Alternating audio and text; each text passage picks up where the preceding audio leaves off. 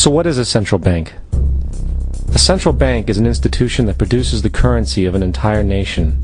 Based on historical precedent, two specific powers are inherent in central banking practice: the control of interest rates and the control of the money supply, or inflation. The central bank does not simply supply a government's economy with money, it loans it to them at interest. Then, through the use of increasing and decreasing the supply of money, the central bank regulates the value of the currency being issued.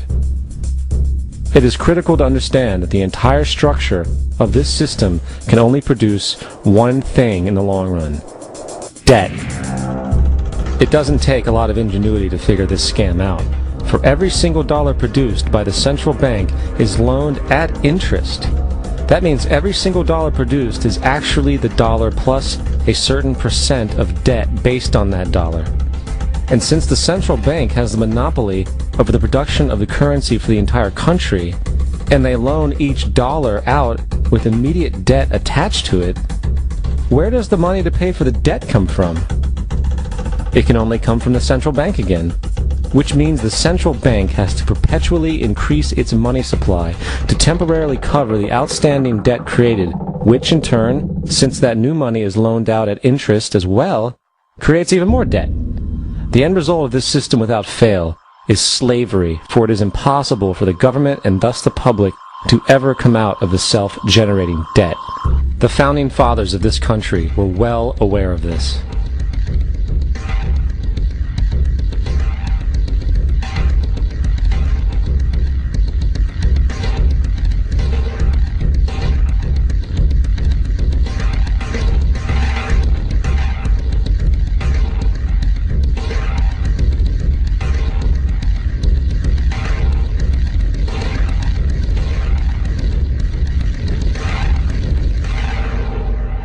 By the early 20th century, the U.S. had already implemented and removed a few central banking systems, which were swindled into place by ruthless banking interests.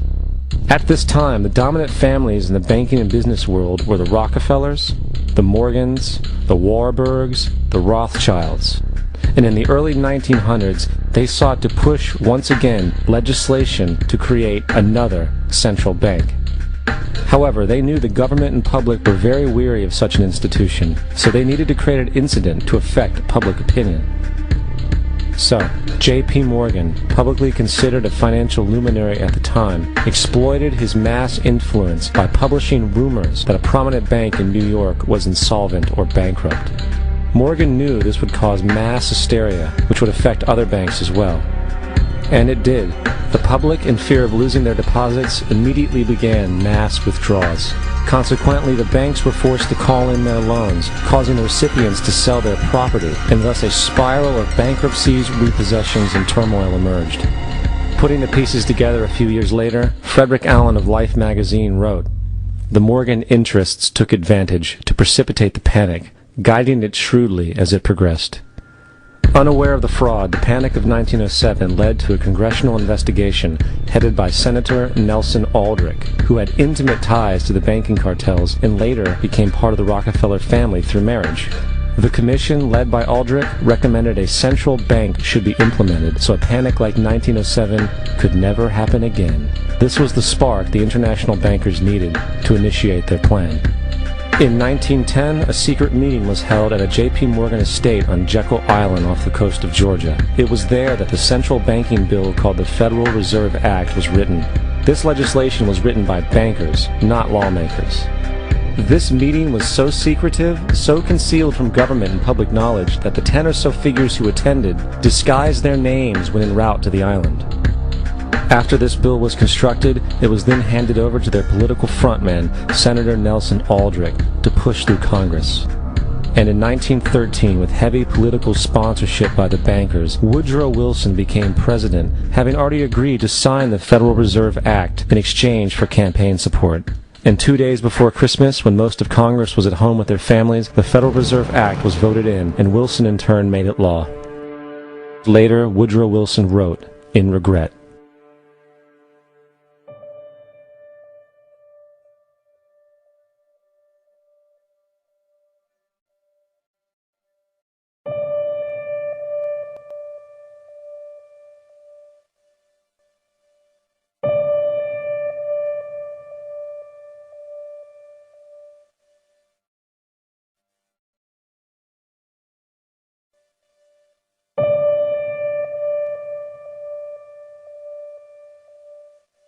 Congressman Louis McFadden also expressed the truth after the passage of the bill. A world banking system was being set up here, a superstate controlled by international bankers, acting together to enslave the world for their own pleasure. The Fed has usurped the government. Now, the public was told that the Federal Reserve System was an economic stabilizer, and inflation and economic crises were a thing of the past. Well, as history has shown, nothing is further from the truth. The fact is, the international bankers now had a streamlined machine to expand their personal ambitions. It's alive! It's alive! It's alive! For example, from 1914 to 1919, the Fed increased the money supply by nearly 100%, resulting in extensive loans to small banks and the public. Then, in 1920, the Fed called in mass percentages of the outstanding money supply, thus resulting in the supporting banks having to call in huge numbers of loans, and, just like 1907, bank runs, bankruptcy, and collapse occurred. Over 5,400 competitive banks outside of the Federal Reserve System collapsed, further consolidating the monopoly of the small group of international bankers. Privy to this crime, Congressman Lindbergh stepped up and said in 1921, "Under the Federal Reserve Act, panics are scientifically created.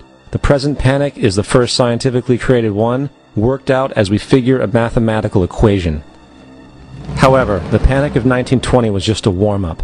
From 1921 to 1929, the Fed again increased the money supply, resulting once again in extensive loans to the public and banks.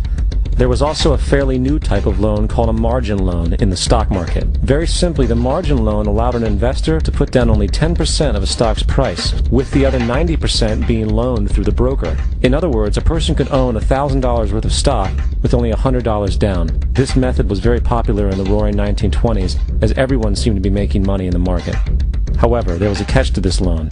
It could be called in at any time and had to be paid within 24 hours. This is termed a margin call, and the typical result of a margin call is the selling of the stock purchased with the loan.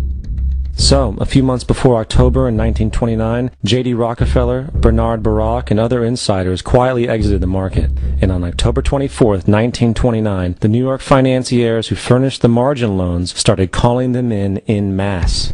This sparked an instantaneous, massive sell-off in the market, for everyone had to cover the margin loans. It then triggered mass bank runs for the same reason, in turn collapsing over 16,000 banks, enabling the conspiring international bankers to not only buy up rival banks at a discount, but to also buy up whole corporations at pennies on the dollar. It was the greatest robbery in American history. But that didn't stop there. Rather than expanding the money supply in order to recover from this economic collapse, the Fed actually contracted it, fueling one of the largest depressions in history. Once again outraged, Congressman Louis McFadden, a longtime opponent of the banking cartels, began bringing impeachment proceedings against the Federal Reserve Board, saying of the crash and depression, "It was a carefully contrived occurrence. International bankers sought to bring about a condition of despair so that they might emerge the rulers of us all." Not surprisingly, and after 2 previous assassination attempts, McFadden was poisoned at a banquet before he could push for the impeachment. Now, having reduced the society to squalor, the Federal Reserve bankers decided that the gold standard should be removed. In order to do this, they needed to acquire the remaining gold in the system. So, under the pretense of helping to end the Depression, came the 1933 gold seizure. Under the threat of imprisonment for 10 years, everyone in America was required to turn in all gold bullion to the Treasury, essentially robbing the public of what little wealth they had left. And at the end of 1933, the gold standard was abolished. If you look at a dollar bill from before 1933, it says it is redeemable in gold. You look at a dollar bill today, it says it is legal tender, which means it is backed by absolutely nothing. It is worthless paper. The only thing that gives our money value is how much of it is in circulation. Therefore, the power to regulate the money supply is also the power to regulate its value, which is also the power to bring entire economies and societies to its knees.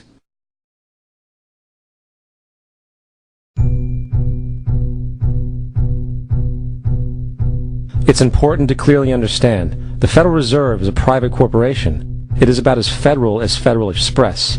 It makes its own policies and is under virtually no regulation by the U.S. government. It is a private bank that loans all the currency at interest to the government, completely consistent with the fraudulent central banking model that the country sought to escape from when it declared independence in the American Revolutionary War.